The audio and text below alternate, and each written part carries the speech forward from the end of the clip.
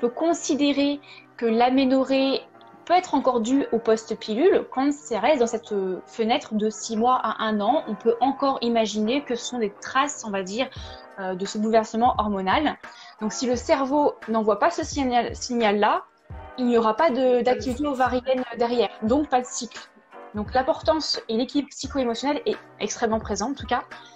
Et la troisième chose, ça va être aussi tout ce qui va être santé de nos émonctoires. Donc les émonctoires, ce sont des organes éliminateurs de nos toxines.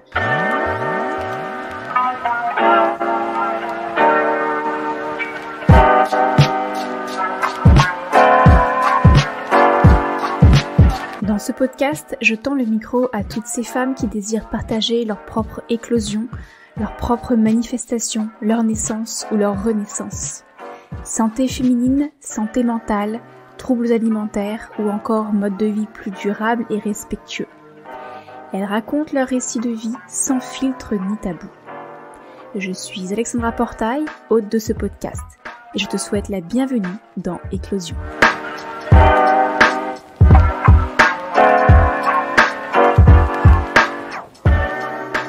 Mais j'ai vécu une période d'aménorrhée qui a été assez longue.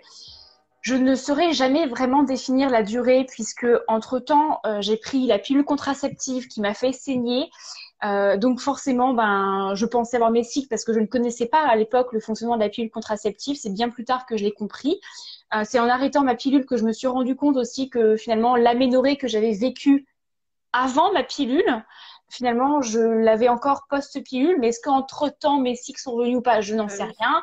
Donc en gros, il y a eu je pense une dizaine d'années, entre 7 à 10 ans, on va dire, d'aménorrhée secondaire. Et il y a plusieurs, effectivement, types d'aménorrhée, on va en parler. Et donc, c'est pour ça que ça me tient à cœur aujourd'hui de vraiment accompagner mes clientes sur, non pas que l'aménorrhée, le cycle de manière générale, mais c'est vrai que l'aménorrhée, c'est quelque chose c'est mon dada, disons. Et puis c'est vrai que, moi je trouve qu'on manque de personnes ressources sur cette problématique en particulier, parce qu'effectivement les causes peuvent être multiples. On va parler des différents types d'aménorrhée. Et du coup, on ne sait pas trop. J'ai eu l'exemple aussi dans les commentaires, on ne sait pas trop vers qui se tourner. Est-ce qu'on attribue à ça ou pas à ça? Comme tu dis, tu as pris la pilule entre-temps. Est-ce qu'après, tu as eu une aménorrhée post-pilule? Il y a plein de paramètres qui peuvent rentrer en compte.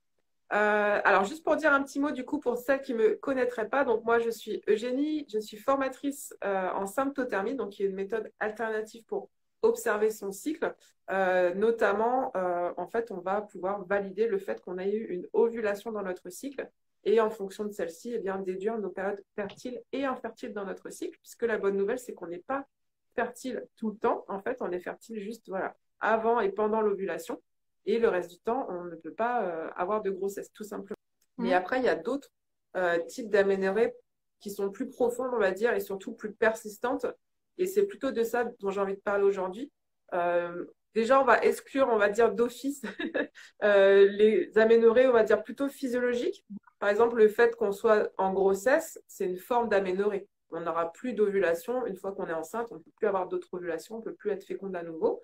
Donc ça, c'est tout à fait normal, c'est la nature qui est comme ça, donc ça n'est pas pathologique. Et la deuxième, donc, c'est l'allaitement. Donc l'allaitement, c'est pareil, c'est le fait qu'on allaite, c'est en lien avec la prolactine qui va faire que quand le bébé va téter, on va avoir une plus forte sécrétion de prolactine qui va bloquer l'ovulation. Alors, pour autant, l'allaitement n'est pas toujours bloquant, donc là, ce sera plutôt l'objet même d'un autre live sur l'allaitement. Mais en tout cas, l'allaitement, ça n'est pas une pathologie, d'accord? Donc, ça n'est pas une aménorrhée pathologique, c'est physiologique en tout cas. Alors, il y a plusieurs cas qui amènent à une aménorrhée secondaire, donc à savoir ne pas avoir de menstruation. Donc, quand on parle de pathologique, attention, hein, c'est pas du gravissime, il faut pas s'alarter, il faut pas paniquer, pas du tout. C'est juste pas irréversible non plus. Voilà, et ce n'est pas irréversible. Moi, après 10 ans, vous voyez, j'ai eu mes règles, mais c'est juste que ce n'est pas un cas normal de santé, disons. Donc, il y a plusieurs cas. Il y a le SOPK, effectivement, donc le syndrome des ovaires polykystiques, qui peut amener à une irrégularité des cycles. D'ailleurs, c'est un des critères qui permettent de définir le SOPK. Et ces cycles étant tellement irréguliers, ils peuvent très bien s'allonger.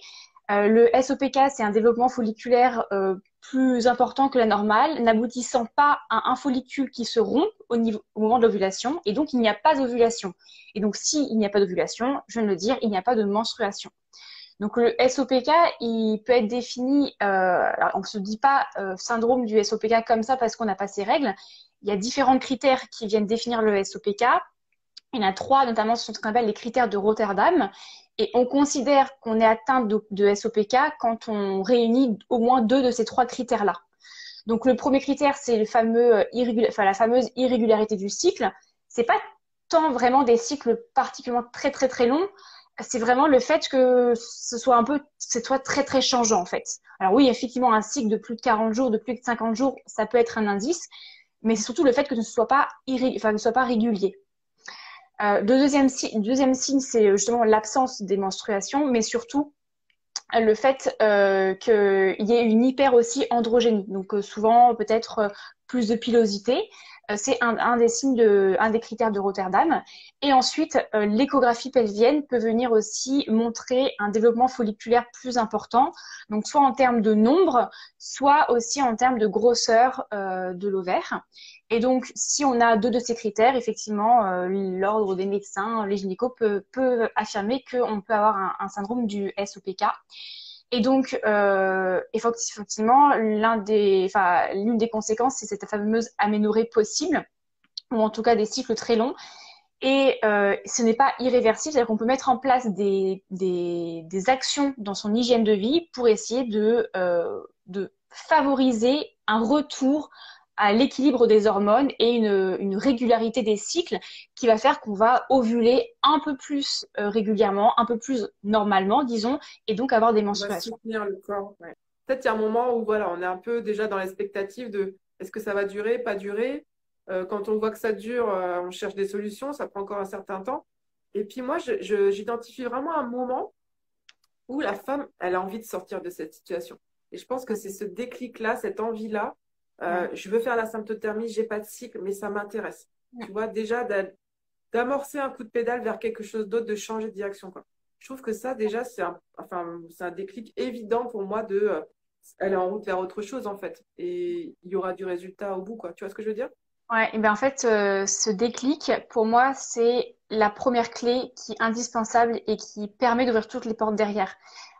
Pendant longtemps, moi, je m'en fichais d'avoir mes règles. Je me disais même, je suis tranquille, comme ça, moi, j'ai pas de mal, j'ai pas de acheter, je peux faire mon sport comme je veux, effet compensatoire de l'anorexie. Enfin, voilà, plein de choses comme ça. Et c'est le jour où je me suis dit, il y a un truc qui cloche et je me sens pas femme et j'ai envie de comprendre et j'ai envie de me reconnecter à ma féminité que j'ai entamé plein de démarches différentes. Enfin, c'est pas incroyable, mais j'ai mis plein de choses et surtout que j'ai fait ces choses-là avec cœur et avec profonde envie, à tel point que je me disais, si je dois prendre 15 kilos, je m'en fous, je veux ce cycle. Et en fait, il s'est passé derrière quelques mois, le temps que les follicules se développent, pour que ça arrive en fait.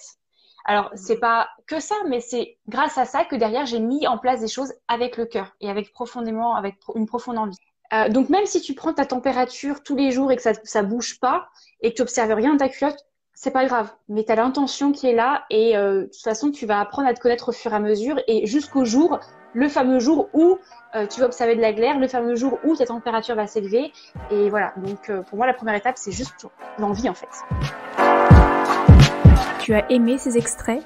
Tu peux écouter dès maintenant l'épisode entier en te rendant dans le descriptif de celui-ci pour y retrouver le lien. Si ce podcast te plaît, parle-en à toutes les femmes qui t'entourent, mères, sœurs, amies, pour qu'elles puissent à leur tour se sentir envahies d'émotions vibrantes. Mais aussi à t'y abonner et à le soutenir avec une note 5 étoiles sur Apple Podcasts et Spotify pour ne pas manquer les prochaines sorties.